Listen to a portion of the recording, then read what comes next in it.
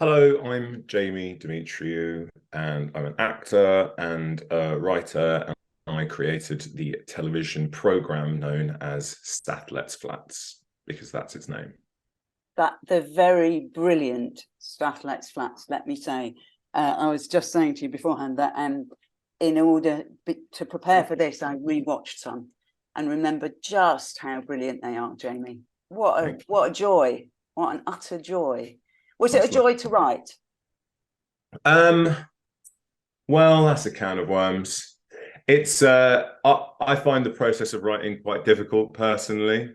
I think things for me become a joy when life starts being breathed into it. I'm big into my cast and casting, and I kind of feel like knowing the human at the end of the words on the page is the most exciting part to me.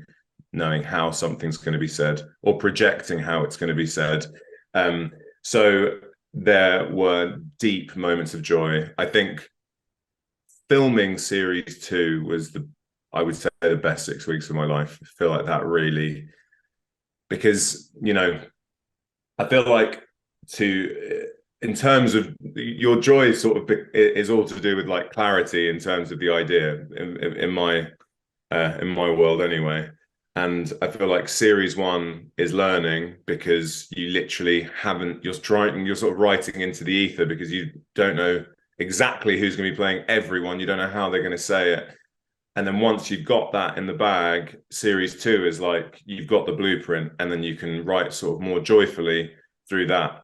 And then the strange thing about a series three is that you sort of feel like the job's done. And so you're like, wait, what am I doing?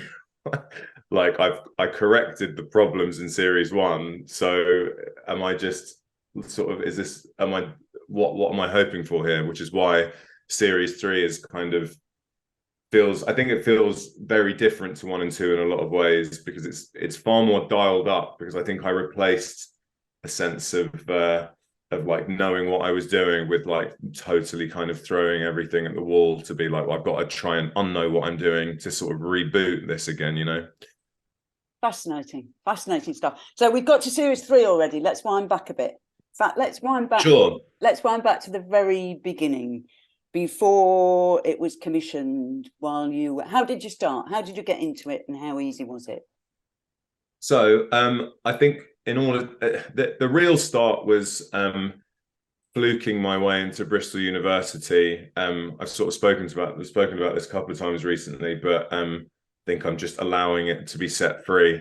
I got into Bristol through an administrative error. I didn't do A levels, so I had no idea about this. Yeah, I wanted to go to drama school, and I thought that was having had no kind of connections anywhere in the industry. I mean, my mum was vague friends with Tunde from the Lighthouse family, but I think that was the closest I got to that. They were acquainted. But that wasn't going to be of much help getting into the world of TV. But yes, I didn't know anyone. So, and I think I must have read somewhere once that drama school was a thing and all the brilliant people went to drama school. So I didn't take I took 2 gap years between my BTEC. So I didn't go to college. I did a BTEC National Diploma at a Chicken Shed Theatre Company, which is a theatre company that I grew up going to from the age of 5. As a kind of like, I'd go once a week and then we put a show on Christmas. Anyway, I heard drama school was the only thing you could do. I took 2 gap years to save up the money to audition to go to drama school. I took on a few jobs to pay for the auditions because, as I'm sure a lot of people auditioning this year will know, it's a very expensive thing to do. Didn't get a single call back in 2 years. My sister insisted that I put a university on my UCAS as a kind of backup option. And I heard that Bristol had a great drama department. So I did it thinking, oh, I'm never going to go there. I can't go there because you need A levels to go there. Anyway, I went to the audition, somehow got in, spent 2 years wondering why I got in. And then in my second year, I was de-rigging a stage with a tutor and just said, oh, I still can't believe my lucky stars that I'm here having not done A levels. And to which he was like, huh? And he was like, no, no, you must have done. And anyway, he looked at my file and was like, you must never tell anyone this. Anyway, I, at Bristol University, sort of wanting to seize the opportunity that I'd been given, took part in as much extracurricular stuff as I could because there are great facilities for that. Where I met a mutual friend of ours, Charlie Perkins, who took when I went up to the Edinburgh Fringe with her doing a sketch comedy show, and just got bitten by the bug and sort of felt in that first year it was definitely what I wanted to do. And yeah, I did 3 years doing sketch comedy at the Fringe, which I think was invaluable. Like, you know, it's very important. Looking back now, I see it as a very, very important time to kind of be crap. Sort of really useful to be crap when no one's watching. You know, there was no pressure. It's really useful to know. Like, I was putting a lot of pressure on myself, but looking back now, I'm like, I was basically in a dark room. You know, you're at those opportunities, you know, when you're trying stuff out for the first time, it's so important to let it be awful, so that you can learn as many things as possible. You know, you can't operate a body on a body unless it's on the table. You know, you have to be there, like opening yourself up to potential criticism in the early days, so you can find out what's wrong. So spent 3 years doing that, left uni. I was no longer part of a system that sort of allowed me to go to the Fringe and stuff. And so I debated what to do. I think, you know, I even applied to be for a producer scheme at the BBC, which you also know about. I've completely forgotten about that. Yes. Yeah. Yes. Thank God you didn't get that, eh? Well, there you go. Well, this is the thing. I left, and there was it a producer scheme or a writer scheme? It might have been either, Jamie. I'm sorry, I can't. I think it might have been writer's room. Either way, it was an in-house. No, it was no. It's a radio producer's position, and I remember I basically just again, because I didn't really have any kind of inroads or knowledge of how the industry works. I was just like, I'm immersed in comedy. I've learned how to write it to a like varying degree of quality, you know. At this point, what do I do now? And I applied to be a producer of radio comedy at the BBC. I think it was producer, yes. Yeah. Yes. Yeah, trainee producer. Yes, right. And I just did. I remember I got sent the exercise I was given beforehand was. We should probably say I was head of department at the time. That's how I know. You were, yeah. I mean, you interviewed me, and I mean, so sorry. No, but it was honest. Like this you say, is a much better interview now. Hooray! There you go. Carry on. Yeah. It's an interesting one because I remember you ahead of the interview, which I'm sure is protocol. I was sent a radio script, and I had to come in and critique it. But I thought this was. I don't know what I thought the exercise was, but I remember being like, they're just going to want me to say it's brilliant. So I remember reading it being like, I'd never really read like a professional script. So I was just like ticking everything. And you were like, right, so what would you change about this? And I was like, nothing. It's perfect. Don't touch it. Send it to press. And which is, you know, it is stupid, but it's lucky that it was stupid because I basically had in my head, if I get that job, I'm not going to go to the Fringe. And I didn't get the job. And I was faced with the scary prospect of going to the Fringe on my own. So I booked a free Fringe venue with 15 minutes of material. And I went up to the Fringe with 15 minutes of material. I get quite bad stage fright ahead of performing live on my own, especially in the early days, because I was so used to having people around me, but really sort of taking it on my own really terrified me. Anyway, after 5 days of doing a 15-minute show to audiences wondering why the hell they'd come to see me, I mean, audiences of about 4, I realized that I was missing out on an opportunity, and I just didn't sleep for about 4 nights, just talking to myself, trying to come up with characters. I pick up a new wig on the way to the show every day to just try out a new character, just throw stuff at the wall. They say that when there was a phrase that I heard at the time that felt appropriate. It's like they say that when a horse bolts, it goes blind and deaf for the time it's bolting. And I felt like I was that. I just had to completely shut myself off to anything I was hearing or seeing and just do characters and hope for the best. And I think that week was one of the most crucial of my life, because it just so happened that on the tail end of that week, when I had an hour, a couple of producers from Left Bank were in, and they were making Cardinal Burns at the time, which was a brilliant sketch show. It was. And yes, amazing. You know, both of whom are very close friends of mine now, and Dustin plays Julia and stuff.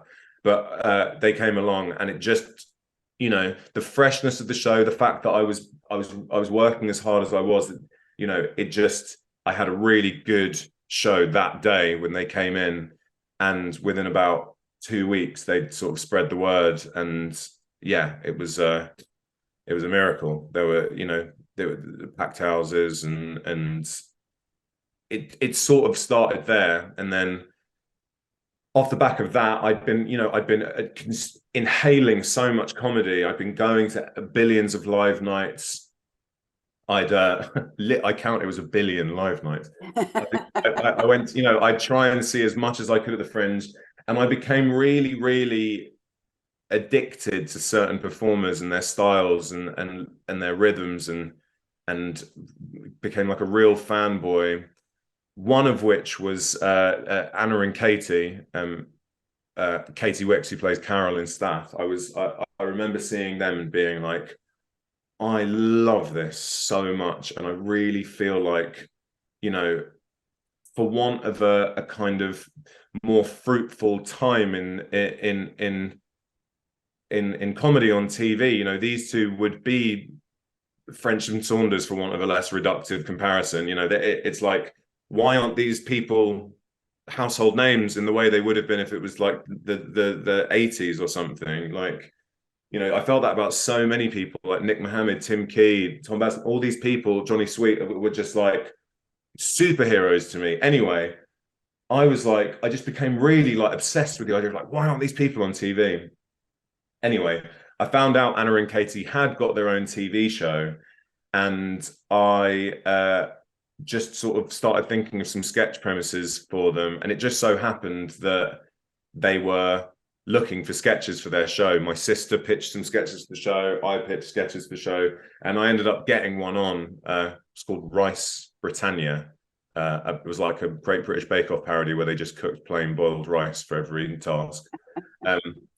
And the sketches, I don't know how they sort of worked, and they ended up being the kind of first sketch of each episode. Channel 4 took about a year to put the show on telly because they couldn't find a gap in the schedule once they shot it. And I think to keep Rough Cut, who were making the show, sweet, they went, look, we've got this new platform called Blaps, which was this online thing. Do you know any new upcoming people who could fill one of these slots? John Petrie and Seb Barwell, who I'd been working with, were like, very kindly put my name in the mix. They were producers at Rough Cut at the time. They were producers at Rough Cut. So John produced Anna and Katie. Seb was generally around and had a very kind of. And who are both now commissioners at BBC, in fact. Both commissioners at BBC, yeah. But yeah, so John originally produced the Blaps, which included Staff. And then Seb was kind of always very much in the mix, sort of kind of notes-wise, conversationally, as time went on. But I mean, that I suppose that's the kind of key of how I got in, as opposed to like what the process was like.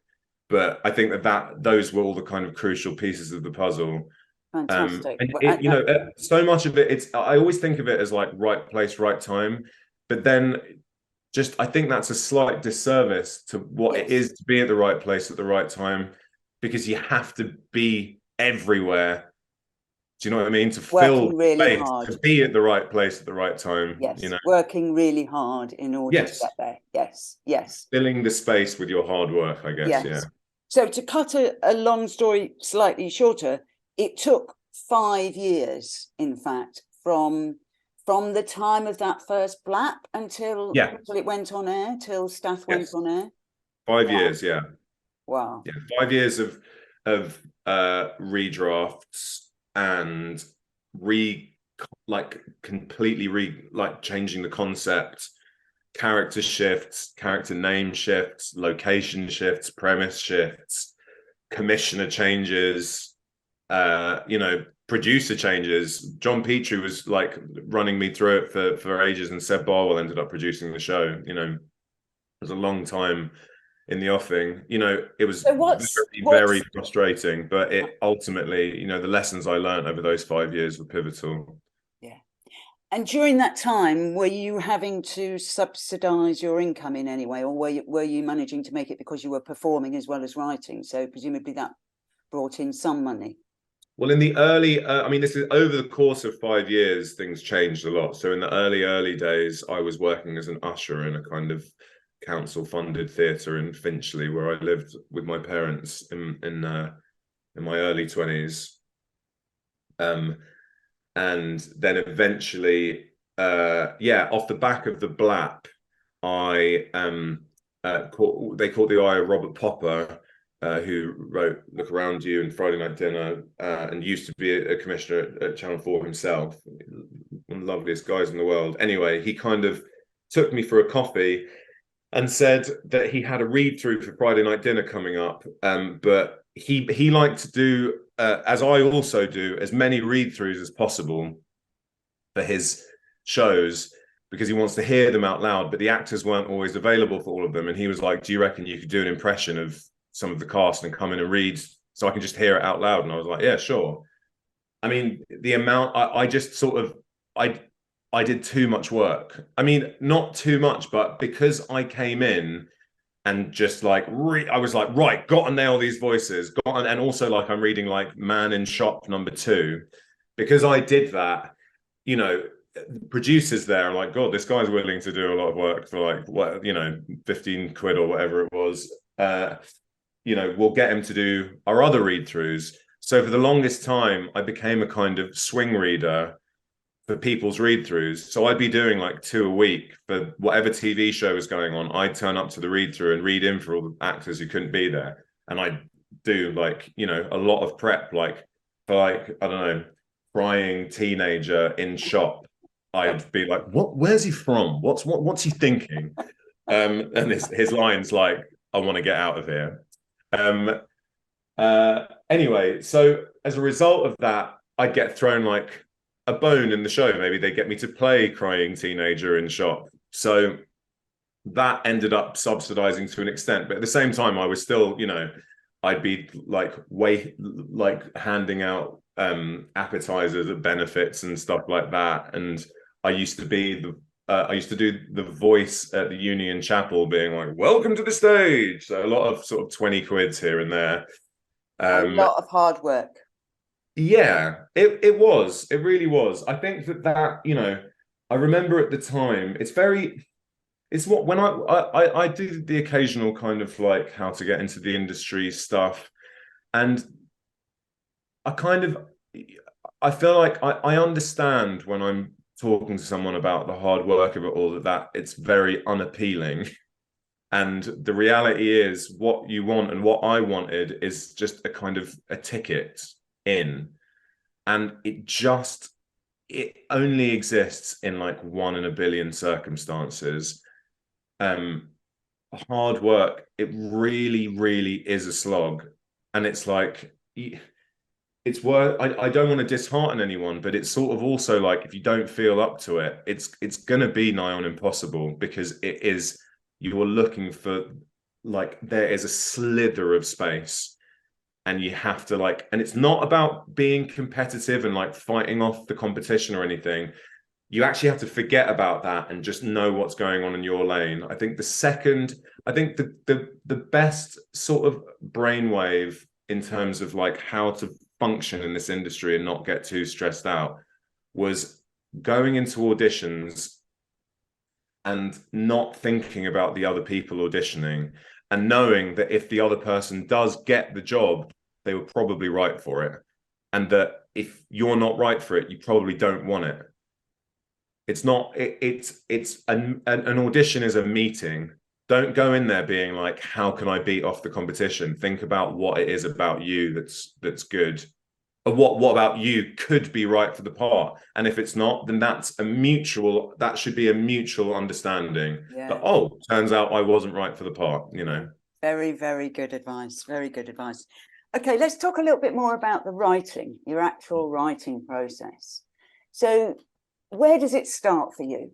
Presumably it started, was Stath a character that you had in sketch? Does it start with the characters? Does it start with an idea?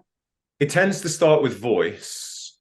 And that voice is I'm in love with any accent that's a kind of fusion of two accents. And I think that London Cypriot was always my favorite one to do. That sort of, you know, it just I don't know what it is. I just feel a certain freedom with it. And I think that there's a truth to it because it's the life that I've kind of lived. And I've always been kind of obsessed with the idea of like my heritage and like who I could have been as a result of it, and why it's weird that I am who I am despite it. I feel like there's just, and like when I think about the difference between me and my dad, like if we're two sides of a Venn, I kind of think that, you know, Stath's kind of the sliver between. It's yeah, and knowing that there felt like there was some truth there meant it felt fruitful. And ultimately, you know, I was talking to John Petrie about what these Blaps characters would be. So we said, let's do 3 characters. And we were talking about jobs, and he mentioned the world. I was speaking about this voice, and he mentioned the world of lettings. And I basically went home and I just recorded a bunch of characters on photo booth on my laptop. This is actually like the best exercise I think anyone can do when trying to form a character, to see like how comfortable you are with it and how much you can go and go and go with it and how much material you can generate. If you just talk, just like a diary entry, or even like tell a story to camera as the character, and then just cut it up on, just chuck it on iMovie. It's so easy, and just cut it up like everyone does on TikTok these days. But this is how I initially did Stath. I just sat on my bed and just filmed myself talking as him, and saw like, could I do like, if I cut this down, could I make 3 minutes of funny stuff out of this character? Sent it to John and Seb, and they were like, yeah, great, that's one. We can do something with that. So I tend to start with a voice and see if a world grows from it. And that is the case for all the characters in Stath, you know, with Al, Sophie, Carol, you know, so many of them, it was about going like, what's the friction between these voices? Is it funny hearing these voices talk to each other? What do people, I always think of Stath as the kind of, he's the kind of central ball, and then you kind of have strings going off of him to the different characters, and it's like, how do their personalities change him, and how does his personality change them? You want characters that are going to put each other in different modes so that you're not feeling like you're treading water throughout it. So he speaks to Al with reverence. Sophie is like him being his true kind of like childlike self. Carol is someone he hates but secretly respects. His dad, he like is just in love with. You know, it's like all these different characters and him feeling such strong ways about them turn him into a different person depending on who he's talking to, which, like I say, yeah, it stops you treading water in the episode. Brilliant. That's a really very vivid way, a very graphic way of putting it. That's really nice. So then how important, where does plot and structure come in for you, or don't they really? I mean, when I watch it, it looks like it does, but is that conscious, or is that subconscious, or what happens after you've got the characters in place? Well, I mean, I really struggled with that to begin with plot and structure. I kind of think that it is if you are, as I am, sort of geared towards character, they can feel like kind of opposite ends of the writing spectrum. But I think it's about learning to celebrate the idea of plot and understand that it's not admin. It's part of the joy of it. You know, it's story. It's just thinking of plot and structure as stories in the same way that you would tell an anecdote in the pub. You know, what's the best story you have? You know, that's plot. That, you know, learning to see plot in your day-to-day life. When like something happens that's funny or amazing, or you're telling a story about a friend, or you're telling a story about your dad, the reason you like it is because it has good plot, it's got good structure. And sort of learning that, seeing that in color as opposed to in black and white, I think is a really, really useful way to look at it. And I learned that from working with Robert Popper, who co-wrote the first two episodes of series one with me. Seb Barwell and John Petrie have been like limitless, and Ashatala have been limitless kind of like wells of knowledge for me, and the notes they've given me over the years have kind of led me to understand that, you know, sorry, in a long answer to your question, the way I think about plot is really just like, what is like a funny one-liner anecdote, like what is just something that you can kind of like pick up and throw away quickly, and you don't get too in the reeds with it. More often than not, the way I come to plot is via spectacle. So I'll kind of have like a big bucket of spectacles that I've kind of jotted down over the years. Like, Staff is tired doing a flat viewing. Staff jumps in a canal. You know, things that feel like they have a physicality or something that I know I can hang plot on, because they're dynamic enough. You know, that tends to be my guiding light. So you go like, I want Staff to jump in a canal. I like the idea, but I don't just want him to jump in a canal. I want the joke of that jump to be that it's deeply unimpressive. You know, that you find some friction in your spectacle. It's not just a person falls over. You know, there's an episode where I have a fight with Charlie Cooper, and it's like, it's not good enough for it to be a fight. What's specific about this fight? Oh, it's that they're fighting, but they actually never touch each other, and it's the most dramatic fight in the world. And you go, okay, so story-wise, how do I get to that? How do I find my way? And if you line up enough of those things in an episode and you reorder them and you kind of look at these things, you know, and you look at your B and your C plots, you know, you might, after, you know, a lot of pushing and shoving, find your way to a story, which is sort of how all of Staff gets written. Right. Great.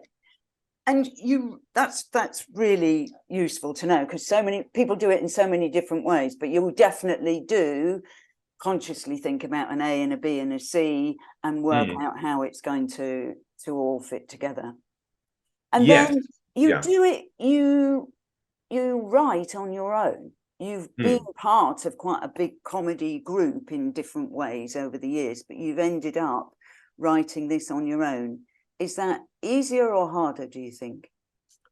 Well, I almost have nothing to compare it to, because I've always done it this way. I mean, I wrote two episodes with Robert, but at that point, I think I'd been working on it for so long that I think he saw his job as just like, you know, he gave me so much help and so much. He basically just like he started the car for me. Like, I couldn't have done it without him. He really kind of just like, all the advice he gave me about kind of getting my best foot forward. But then after that, I felt ready to do it on my own. And I think that, look, I still have a massive question mark over whether or not I should share the process. But I think that because Staff ended up going all right, it's very difficult to change your process once you're in it. It's quite a stubborn thing.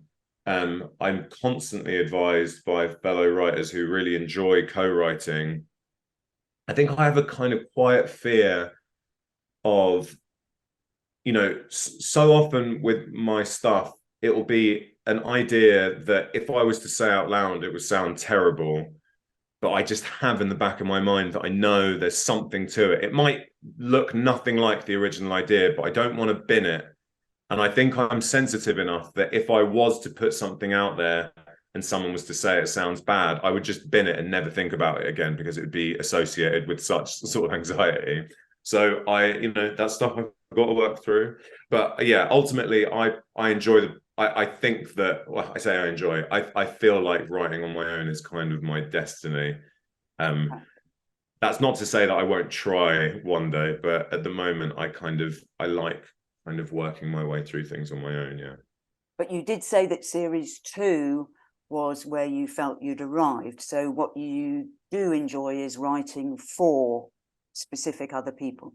Is that? Well, yes, I would say that's true. And I think that that is part of the process of not feeling so alone, is kind of knowing that on the other side, there's going to be this incredible cast of people. And like throughout the writing process, I'll text Al, I'll text Ellie, I'll text Kyle, I'll text Tash, I'll text Katie, like just for validate, just for like, approval. I'll be like, I feel like this would be quite a good, if I'm like umming and ahhing, I'll be like, this would be quite a good line, and they'll feedback. I will also say that, a good producer is everything. And having Seb Barwell in my corner, for the majority of the process has been like, he's been, the closest thing there is to a co-writer without them being a co-writer. He's so instrumental in the kind of like, he's very, very good at kind of like taking all the pieces of my, like what I'm thinking, and stopping me panicking and being like, no, we can do it like this. Da, da, da. And then I run off, write it, send it back, and his notes are just like my dream. So yeah. That's really good. Good. Any gold? Do you have any golden rules for yourself? Yes, I do. I think one that it's maybe less a rule and more just something that I try to keep in focus is the idea. I've tried to coin a phrase, which is, just because it works, it doesn't mean it's good. So that meaning that the idea of something working can a lot of the time mean, all that works, I've seen it before. The idea of something working kind of it is like there's a familiarity to it, which I think will be responded to well by commissioners and anyone reading it, because there's a sense of comfort with something working and being familiar. But I think it's important to push yourself to work out the difference between that and something of high quality, which is, I define high quality as things that feel like they're moving things forward, in terms of storytelling and, the history of storytelling. I think you've got to introduce new voices, new angles, new stories, new ways of telling stories. And if I feel like I'm getting praise for something because it's successfully similar to things that have worked in the past, then I think I'm going down the wrong path. So a rule would be, challenge yourself to kind of avoid feeling derivative where possible. That's my big one. If something feels like too familiar, then move on. That's really interesting. I've never heard it put like that before. Of course, we're all striving for something that's new and original, but the idea that if it works, it can be wrong. It can be not good enough. It's quite an interesting way of looking at it. Yeah, I mean, it's a tough pill to swallow, because the reality is it kind of needs to work in that way to get over the line originally. I mean, the other thing that this kind of plays into is understanding that, from writing to filming, there's like, you write like 5 scripts. There's the one to get it commissioned, which is like, you have to understand that people aren't going to be able to get in your head and know exactly what you're thinking or how the characters sound. And you've got to be respectful of that process and not too kind of rebellious of the idea of like, why don't they see my genius? And it's like, the reality is everyone's human and they can't hear and see it the way you can. So you've got to write a draft and know that down the line you'll be able to put your finesse on it and make it original in the way you want to. So maybe the first draft has to work in the way I'm saying, and have enough kind of ways in that feel familiar, that a commissioner or a producer or whoever's reading it understands what you're going for. So you've got a foot in the door to explain to them how it could be. Then, as a result of that, make sure you're reading things out loud so people understand it. I got the feedback I got for Stath for years was that Stath as a character works, but they're not sure about the other ones. And I think it's because they'd heard me talk as Stath and I'd shot stuff as Stath. And the voices are so weird in the show, and I write phonetically, and I all these things that again, for the longest time, I'm getting angry and I'm going, why don't they understand that they sound so different in my head? And it's like, well, that's the clue, isn't it? They're not in your head. So you have to understand that it's a process, and there's a lot of people working on it, and there's a lot of money that goes into it, and you have to be respectful of what people do and don't understand in order to get to where you need to get to. So the originality and the kind of specificity I'm talking about has to come further down the line once you've had these conversations, and it's a world that you can build with the people so they're on the same page as you. That's why it's good to allow your producer in and allow and discuss notes. Don't just reject them. If you don't agree with a note, you've got to work out how to articulate why you don't agree with it, and what it is you're pushing for. So you have that script, so then you write another script that's with that understanding, and then you do a read through, and then off the back of hearing things, there are going to be things that you want to change and things they want to change that completely change everything. So you do it again, and then you get to shoot, and then that's a whole other process. So just knowing that that's what's ahead of you, as opposed to complaining about the fact that, oh my God, I had it like this in the first place. It's like, well, so be it. Like, there's a million people who have to okay things, and it sort of makes sense that they do, especially as a new writer.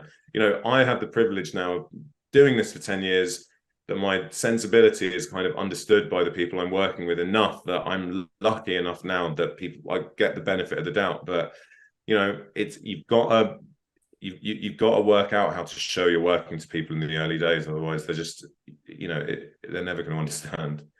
That's fantastic. Any other top tips for new writers while we're on this? Because that's a great one. I mean, one for me that I don't know if it's the same for everyone. I personally find the format of Final Draft quite monotonous. And the idea of staring, like the prospect of returning to this black and white page every day, and finding a way of injecting some color and vibrancy into your outlines and stuff and making them feel dynamic by kind of, I was writing something a couple of days ago, and in the outline there was a thing where someone had written something on a wall in chalk, and I was like, what? I'm just going to make the font of that thing that they've written the chalk font, and I'm going to do it a slight gray instead of a thing. I guarantee it makes for so much more interesting dynamic reading for a producer, for something to feel like it jumps out. I'm not talking about like a PowerPoint presentation, but just something that isn't just like no paragraph, 2 block pages of stuff. Work out a way to make your stuff feel as dynamic as it is in your head, reflect the kind of color that's inside the idea for you in what you're doing. But again, that's not essential. It's just something that I find helps personally. And a nice little tip. Good. Do you want to tell us what you're working on now?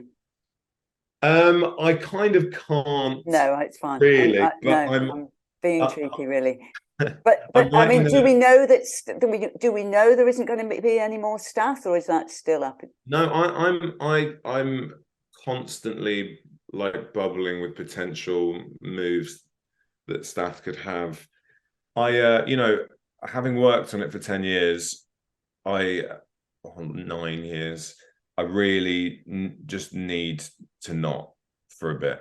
That's all that there is to it. I love the idea of returning to it. Nothing fills me with more joy than the idea of seeing that cast and having them play those characters and wear those horrible shoes again. But I just need to prove to myself that I can do something other than write about letting agents and Haringey. Because while it's only been 3 series, it's also been the 5 years that came before that. So I want to make sure I'm stretching myself and working out what else I can do. But I hope, I really hope, I did a comic relief special with them recently, and it was just heaven to, it really lit a fire under me to one day potentially do that again. Good. Well, good luck with whatever it is, and we look forward to seeing it, and we look forward to more stuff if that happens. But thank you for doing this, Jamie. That was really brilliant, really brilliant.